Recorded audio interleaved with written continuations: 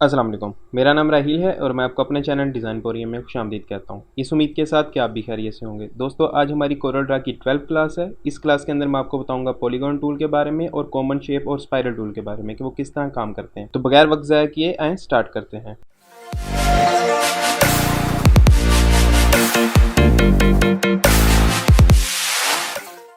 आगे बढ़ने से पहले मैं आपसे एक दफ़ा रिक्वेस्ट ज़रूर करूंगा कि अगर आपने मेरा अभी तक चैनल सब्सक्राइब नहीं किया तो उसे सब्सक्राइब कर लें ताकि आपको हर आने वाली वीडियो का नोटिफिकेशन जल्द से जल्द मिल सके। तो अगर आपने अभी पिछली क्लासेस नहीं देखी तो मैं आपसे रिक्वेस्ट करूंगा कि आप मेरे चैनल डिज़ाइन पोरियम को विजिट करें और यहाँ पर आपने सिंपली वीडियोज़ के टैब के अंदर जाना है और यहाँ पर आपको सारी वीडियोज़ सीक्वेंस वाइज मिल जाएंगी जैसे जैसे मैंने इनको अपलोड किया था।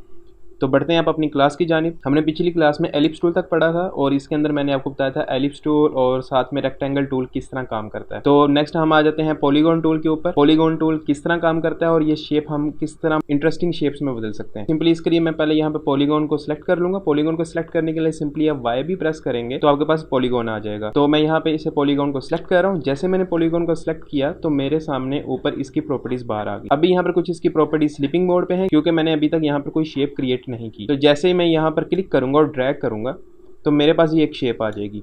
अच्छा, अब मेरे पास जो शेप आ रही है वो थोड़ी सी कदरें मुख्तलिफ होगी क्योंकि मैं पहले भी काम कर रहा था और मैंने पॉलीगॉन को यूज़ किया था, तो इसलिए मेरे पास इसकी नोड्स ज़्यादा होंगी। लेकिन अगर आप इसे पहली दफ़ा ट्राई कर रहे हैं तो यहाँ पर आपके पास इसकी शेप मुख्तलिफ होगी। तो वो मैं आपको करके दिखा देता हूँ कि वो शेप कैसी होगी। पॉलीगॉन के 5 कॉर्नर्स होते हैं, यहाँ पर मैं 5 प्रेस करूँगा तो ये मेरे पास पॉलीगॉन शेप आ जाएगी। और मैं पॉलीगॉन टूल पर क्लिक करता हूँ और यहाँ पर दोबारा शेप क्रिएट करता हूँ तो आप देखें मेरे पास वही शेप आएगी जो आपके पास पहली दफ़ा इसे ट्राई करने के वक्त आएगी। ठीक है, पॉलीगॉन के हमेशा 5 कॉर्नर्स होते हैं, 1 2 3 4 एंड 5। ठीक है।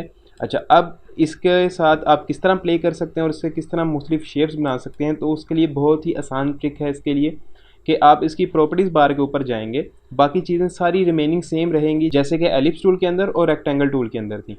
ठीक है, लेकिन यहाँ पे थोड़ा सा मुख्तलिफ आ जाएगा कि यहाँ पर जो आपके कॉर्नर्स हैं आप उन्हें कम या ज़्यादा कर सकते हो। अगर मैं इसे कम करूँगा तो मेरे पास ये देखें एक ट्रायंगल आ गई। ठीक है, अगर मैं इसे यहाँ पर बढ़ाता जाऊँगा तो मेरे पास मुख्तलिफ बननी शुरू हो जाएंगी शेप्स यहाँ पर।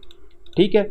अच्छा, अब यहाँ पर आप किस तरह शेप्स क्रिएट कर सकते हो, मैं यहाँ पर इसके 10 स्टेप्स रख रहा हूँ। यहाँ पर आप इसकी आउटलाइन की विड्थ भी बढ़ा सकते हो और कम कर सकते हो, वो आप जितनी मर्जी कर लो। मैं यहाँ पे 1 सेलेक्ट कर रहा हूँ, थोड़ी सी और थिक करने के लिए मैं 3 कर देता हूँ तो मेरे पास ये थिक हो गई। इसके बाद मैं इसकी लाइन का स्टाइल भी चेंज कर सकता हूँ। आपको डॉटेड चाहिए या कोई और चाहिए वो आप यहाँ से चेंज कर सकते हो। ये वाला टूल जो था रैप टेक्स्ट मैंने अभी तक नहीं आपको बताया और मैं ये तब बताऊंगा जब मैं यहाँ पर आपके पास टेक्स्ट पे आ जाऊंगा और टेक्स्ट टूल के बारे में आपको बताऊंगा। तो ये उस वक्त आपके लिए ज़्यादा इजी होगा। बाकी टू फ्रंट ऑफ लेयर और साथ में टू बैक ऑफ लेयर और ये कन्वर्ट टू कर्व जो है वो मैंने आपको पिछली क्लास के अंदर समझा दी है। अगर आपने मेरी अभी तक वो क्लास नहीं देखी तो काइंडली से लाजमी देख लें ताकि आपको इन टूल्स के बारे में भी पता चल सके। ठीक है, आज के लिए हम यहाँ पर देखेंगे तो यहाँ पर सिर्फ स्टेप्स हैं जिनको हमने स्टडी करना है कि स्टेप्स किस तरह काम करते हैं। यहाँ पर तो आपने एक शेप बना दी, इस शेप को मैं इक्वल साइज़ का कर लेता हूँ। इक्वल साइज़ का करने के लिए मैं इसका यहाँ से लॉक ओपन कर रहा हूँ, 117.745 है, इसे मैं कॉपी कर रहा हूँ और नीचे भी यही मैं साइज़ दे रहा हूँ। लेकिन ये थोड़ी सी मुख्तलिफ हो गई, मैं इसे डिलीट कर रहा हूँ। तो यहाँ पर मैं कंट्रोल और शिफ्ट प्रेस करके एक प्रोपोर्शन वाइज इक्वल यहाँ पर पॉलीगॉन ले रहा हूँ। ठीक है। अच्छा, अब यहाँ पे आप जैसे क्लिक करेंगे तो आपके पास ये सिलेक्ट हो गया, ऊपर आपके पास चीज़ें आ गई। मैं इसके स्टेप कर रहा हूँ 10। ठीक है, आप जितने मर्जी कर लो, ये 100 तक चला जाता है। ठीक है। अच्छा, अब यहाँ पर आप देखेंगे अगर तो मैं इसे सिलेक्शन टूल के साथ सिलेक्ट करूँगा तो ये इस तरह सिलेक्ट होगा और यहाँ पर आपके पास ये नोड्स हैं। ठीक है, लेकिन ये सिलेक्शन नहीं है। लेकिन जैसे आप शेप टूल पे सिलेक्ट करोगे तो अब यहाँ पर ये वाली नोड्स आप पकड़ के अंदर की तरफ करो या बाहर की तरफ करो तो ये मुख्तलिफ यहाँ पे शेप्स क्रिएट करेगा। ठीक है। अच्छा, अगर आप इसे पकड़ लो और इसे अंदर की तरफ कर लो, इस तरह घुमाओ, तो यहाँ पर ये शेप टूल की मदद से मुख्तलिफ डिज़ाइन बनना स्टार्ट हो गए।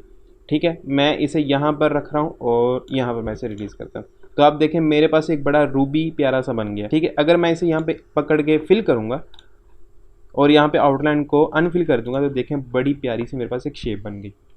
ठीक है, इसी तरह मैं इसे यहाँ पे कॉपी ले रहा हूँ और इसे वापस मैं सेलेक्ट करके शेप टूल के साथ दोबारा इसके पॉइंट्स पकड़ता हूँ और इसे इस तरफ थोड़ी से बाहर कर देता हूँ तो मेरे पास ये इस तरह की भी एक शेप बन गई। मुख्तलिफ शेप्स हैं, मुख्तलिफ तरीके से आप इसे प्ले कर सकते हो।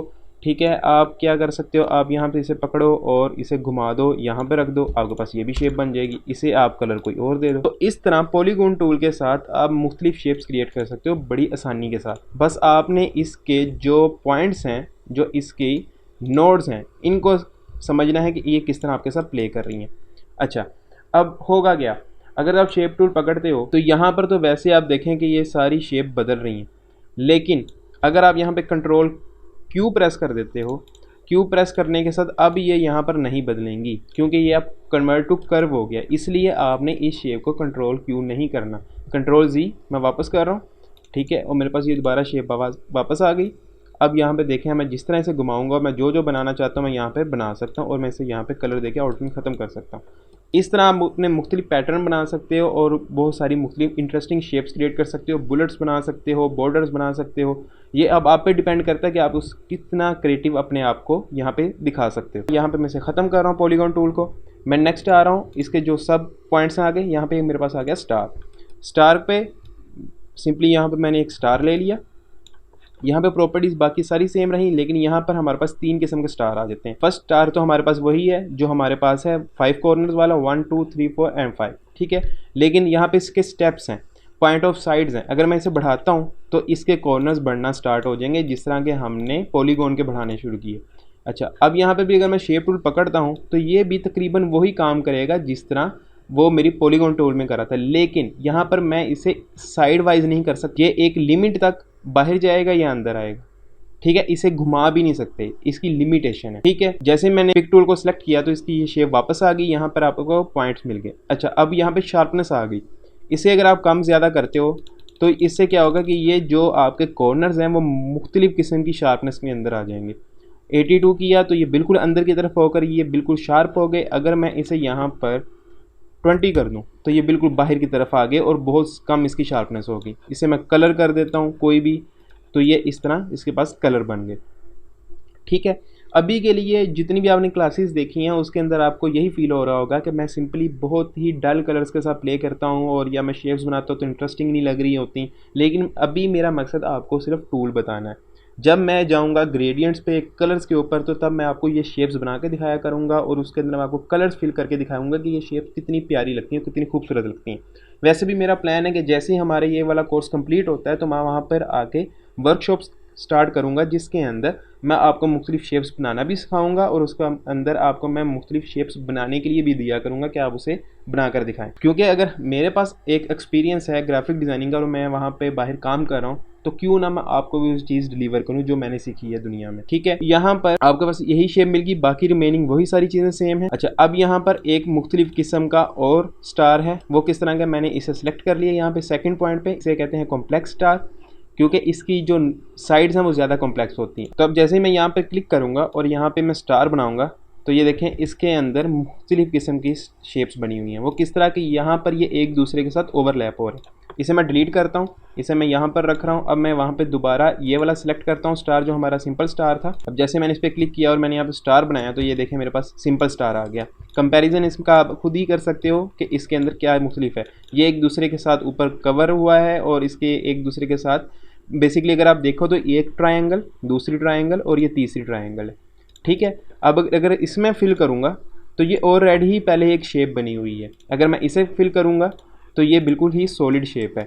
इसके भी आप जो हैं वो पॉइंट्स बढ़ा सकते हो। ठीक है, और बाद में पिक टूल के साथ इसे बड़ा छोटा करके अपनी शेप के मुताबिक बदल सकते हो। ठीक है, और इसी तरह आप इसके भी बढ़ा सकते हो और इसकी भी आप शार्पनेस को कम ज़्यादा कर सकते हो। जैसे ये शार्पनेस ज़्यादा कम आप करोगे तो आप देखो बड़ा प्यारा सा यहाँ पे आपके पास एक डिज़ाइन बन जाएगा। वो आपको सॉफ्टवेयर खुद ही बना कर देगा वो किस तरह इस पर काम कर रहा है। ठीक है, तो ये चीज़ें हैं, स्टार हो गया, ये आप इन पे किस तरह काम कर सकते हो। ये मैंने आपको टूल बता दिया, आप डिपेंड करता है कि आप उसे किस तरह यूटिलाइज़ करते हो। मैं तो जब अपनी वर्कशॉप्स करवाऊंगा उसके अंदर मैं आपको इन चीज़ों के बारे में सारा बताऊंगा कि ये आप इन टूल्स के साथ कौन कौन सी शेप्स बना सकते हो। अभी के लिए मेरा काम है आपको टूल बताना, वो मैं आपको बता रहा हूँ। इसके बाद हमारे पास आ गया स्पाइरल। स्पाइरल आप क्लिक करोगे तो आपके पास ऊपर प्रॉपर्टीज़ बार आ गई।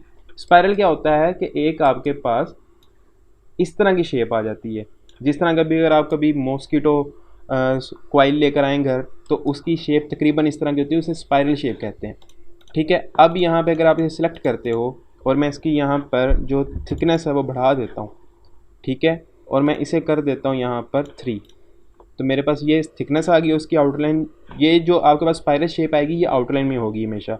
इसे मैं राइट क्लिक करता हूँ, यहाँ पे मैं इसे फिल कर देता हूँ। ये मेरे पास स्पाइरल शेप आ गई। जैसे ही मैंने यहाँ पर दोबारा स्पाइरल शेप को सिलेक्ट किया तो मेरे पास किसी प्रॉपर्टी आ गई। इसके अंदर अगर आप इसे बढ़ाओगे, इसके पॉइंट्स को अगर मैं दोबारा शेप लूँगा तो आप देखें इसके अंदर अब जितने मैक्सिमम ऑफसेट थे वो इसके अंदर आ गए। आप कम करते जाओगे, कम करने के लिए आपको बाद दोबारा फिर एक शेप बनानी पड़ेगी, जिसके बाद आपके पास ये शेप बना करेगी। अगर आप इसके आगे पॉइंट पे आ जाओ तो यहाँ पे लोगरिथमिक स्पाइरल है और साथ में आपके पास सिमेट्रिकल स्पाइरल है। तो मैं पहले हम सिमेट्रिकल पे काम कर रहे थे, आप दूसरे पे काम करते हैं। अगर मैं उस पर क्लिक करके उसे ड्रा करूँगा तो मेरे पास अगर आप ये देखें जो शेप है ना वो थोड़ी सी मुख्तलिफ आई है। वो किस तरह? सिमेट्रिकल का मतलब ये होता है कि जो आपके ऑफसेट्स हैं, मतलब एक राउंड, फिर दूसरा, फिर तीसरा, फिर चौथा, वो सारे एक ही पॉइंट और एक ही साइज़ के मुताबिक बनते जाएंगे। लेकिन जो लोगरिथमिक होती है उसके अंदर ये एक जैसा नहीं रहता, ये अपने आप को मुख्तलिफ अपने साइज़ और एल्गोरिदम के मुताबिक बनाता है। ठीक है, वो डिपेंड करता है कि आपने कौन सी यूज़ करनी है। इसे मैं ख़त्म कर रहा हूँ और इसे भी मैं ख़त्म कर रहा हूँ। मैं जो मेन हमारी शेप्स हैं मैं उन्हें सामने रख रहा हूँ। ठीक है, और मैं इसे यहाँ पर 3 कर रहा हूँ और इसे भी मैं यहाँ पर ब्लू कर रहा हूँ। ठीक है, तो हमारे पास ये 2 किस्म की आ गई स्पाइरल्स, और इसे मैं सेंटर लाइन कर रहा हूँ और अनग्रुप। अच्छा, अब मैं जैसे ही यहाँ पे स्पाइरल को दोबारा सेलेक्ट करता हूँ तो यहाँ पर आप देखेंगे कि यहाँ पर आपको कुछ चीज़ें मिलेंगी। वो क्या है जी? यहाँ पर आपके पास डिस्टेंस जो है ना, आप इसे भी कम ज़्यादा कर सकते हो। डिस्टेंस कौन सा है? डिस्टेंस बेसिकली ये वाला डिस्टेंस है। कौन सा है डिस्टेंस? यहाँ से लेकर यहाँ तक का, कि ये कितना होना चाहिए। ठीक हो गया, यहाँ पर आपको पता चल गया कि ये कौन सा जो आपके पास एरिया है या डिस्टेंस किसकी बात हो रही है। लेकिन यहाँ पर इंटरेस्टिंग चीज़ ये है कि ये वाली जो शेप का एरिया डिफाइन होगा वो बेसिकली आपके पास सिमेट्रिकल में नहीं होगा। सिमेट्रिकल में ये एक जैसा ही रहेगा। आपके पास जो लोगरिथमिक है उसके अंदर अब इसे चेंज कर सकते हो। अगर मैं इसे यहाँ पर लोगरिथमिक सर्च करता हूँ और अगर यहाँ पे मैं दोबारा शेप लेता हूँ तो अब यहाँ पर मेरे पास एक इस तरह की शेप आई। अगर मैं यहाँ पर इसके पॉइंट बढ़ा देता हूँ 10 और इसको मैं थोड़ा सा और कम कर देता हूँ, ठीक है, अब मैं यहाँ पे शेप लूँगा तो आप देखेंगे तो थोड़ा सा सिमेट्रिकल टाइप बनना स्टार्ट होगी। लेकिन अगर मैं इसे यहाँ पर थोड़ा सा बढ़ा देता हूँ या मैक्सिमम बढ़ाकर दोबारा उसी पॉइंट्स के मुताबिक दोबारा अपने पास सिमेट्रिकल शेप के अलावा दूसरा लोगरिथमिक ले रहा हूँ तो आप देखेंगे यहाँ पर ये इस तरह का बनना शुरू हो गया। मतलब अगर आप सिमेट्रिकल यूज़ नहीं कर रहे, लोगरिथमिक कर रहे हो, तो उसके अंदर अगर आपने ये जो स्पेसिंग है इसे हायर साइड पे रखा होगा तो आपके पास ये बिल्कुल अलग शेप बनेगी। लेकिन अगर आप इसे लोअर साइड पे ले जाते हो तो ये तकरीबन क्या एग्जैक्टली सिमेट्रिकल बनना स्टार्ट हो जाएंगी। ठीक है, इसी तरह इनके अंदर जो हैं वो सारी चीज़ें वो उसी तरह है। आप इसकी साइज़ बढ़ा सकते हो, इसका स्टाइल बढ़ा सकते हो। मैं स्टाइल को बढ़ा के दिखाता हूँ कि यहाँ पर इसे मैं ले लेता हूँ लाइनिंग में। ठीक है, लाइनिंग आपको शो इसलिए नहीं हो रही क्योंकि यहाँ पे इसका पॉइंट बहुत कम है। मैं इसे कर देता हूँ जी 4। ठीक है, तो मेरे पास इस तरह की शेप बन गई। अच्छा, अगर आपने यहाँ पे इसे एंड पे एरो देना है कोई, आप इस तरह एरो दे सकते हो। इसके फर्स्ट साइड पे भी आप एरो दे सकते हो। तो देखें यहाँ पर भी एक एरो आ गया और यहाँ पर भी एक एरो आ गया। तो ये डिपेंड करता होता है कि आप जब काम करें तो आपको किन चीज़ों की ज़रूरत है। ठीक है, तो आज की क्लास के लिए सिर्फ इतना ही, क्योंकि ये क्लास काफ़ी लंबी हो जाएगी और थोड़ा सा फिर आपको भी समझने में दिक्कत आ रही होती है और आपने भी प्रैक्टिस करनी होती है। तो नेक्स्ट हम आगे पढ़ेंगे जो हमारा है कॉमन शेप्स, इम्पैक्ट टूल और ग्राफ पेपर।